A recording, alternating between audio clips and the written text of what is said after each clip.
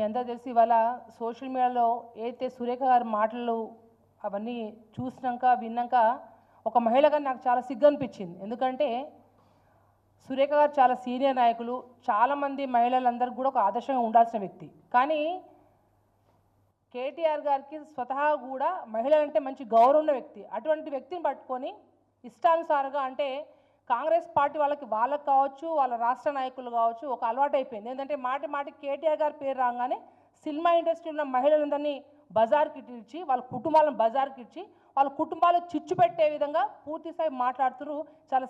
చాలా సిగ్గుచేటు. మాటికి నాగ చైతన్యనో, సమంతనో, లేకపోతే నాగార్జుననో వాళ్ళ కుటుంబాలను ఎన్నిసార్లు రోడ్ల పాలు తీసుకొస్తూ ఉంటారు. ఎంత సిగ్గుచేటు చెప్పండి మీరు మాట్లాడుతున్న మాటలు.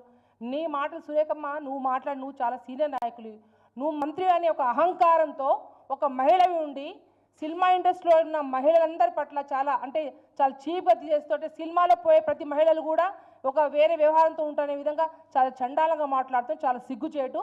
ఏదైతే సురేఖ గారు కేటీఆర్ గురించి అడ్డగోలు అంటే మీరు కేటీఆర్ గారు ఫినాయిల్తో కడగాలి, యాసిడ్ పోసి కడగాలి, మీ నోర్లు యాసిడ్ పోసి కడగాలి ఖచ్చితంగా.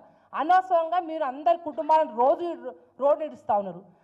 సురేఖమ్మ, మీరు కేటీఆర్ గురించి విమర్శించే ముందు, ఎందుకంటే నిన్న కేటీఆర్ గారు ప్రతి గల్లీ కాలి ఇంటింటికి వెళ్ళి అయితే హైదరాబాద్ ద్వారా మూసి రివర్లో ఇబ్బంది పడుతున్న అక్కడ కూల్స్తున్న ఇళ్ళ గురించి వాళ్ళని అందరినీ పరామర్శిస్తూ ఉంటే వాళ్ళకి అర్థమైపోయింది కాంగ్రెస్ యొక్క గ్రాఫ్ పూర్తిగా హైడ్రాతో అయితే మొత్తం మట్టి కాలిపోయిందని చెప్పి వాళ్ళు తెలిసినాక ఏ విధంగా ఈ విషయాన్ని డైవర్ట్ చేయాలని చెప్పి సురేఖ గారిని, సీతక్క గారిని వారి ముందు తీసుకొచ్చి సీన్లో తీసుకొచ్చి దీన్ని పూర్తిగా పండగ ముందు డైవర్ట్ చేయడానికి, అంటే కనీసం బతుకమ్మ చీరలు కూడా ఇవ్వలేని దీనస్థితి కాంగ్రెస్ పార్టీది. ఇవంతా డైవర్ట్ చేయడానికి ఇవాళ ఏదైతే సురేఖ గారు మాట్లాడుతున్నారో, ఖబర్దార్ సురేఖ గారు, ఊరుకునే లేదు, మేము ఊరుకుచ్చి కొట్టాల్సి వస్తుంది. మీరు ఏదైతే కేటీఆర్ గురించి విమర్శించే ముందు ఇంకొకసారి మాట్లాడితే అసలు ఊరుకునేది లేదు. ఏది పడితే అది మాట్లాడితే కరెక్ట్ కాదు. మీ మీద పరువు నష్టం దావా వేసే ఖచ్చితంగా తీరుతాం.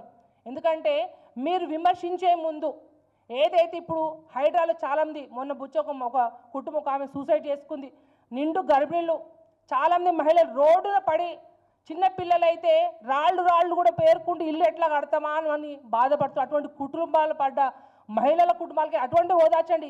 మీ రేవంత్ రెడ్డి గారితో మాట్లాడి హైడ్రాని ఆపి మహిళా కుటుంబాలను నిలబెట్టే పని చేయండి తప్ప అనవసరంగా రాద్ధాంతం చేసి అనవసరమైన మాటలు మాట్లాడితే మీ నాలుక చీరుస్తామని చెప్పి మిమ్మల్ని అందరినీ తెలియపరుస్తూ ఉన్నాం. అంతేకాదు, ఇవాళ ఎలక్షన్ల ముందు మహిళల్ని ఎక్కువ ముందు పెట్టి 2500 ఇస్తామంటారు, పెన్షన్లు పెంచుతామంటారు, రుణమాఫీ పూర్తి చేయకుండానే సీన్లో హైడ్రాన్ పట్టుకొస్తుంది. వరదలు ఎప్పుడైతే మొన్న వరదలు వచ్చినాయి, అమ్మ మీరు మా వరంగల్ మా మహబూబాద్ జిల్లాలో కనీసం మీ మహిళలు ఎన్నో మహిళా కుటుంబాలు రోడ్లో పడ్డాయి, ఇళ్ళు మునిగిపోయినాయి, మా తండాలు ఎప్పుడైనా వచ్చి చూసిన రతల్ని మీరు.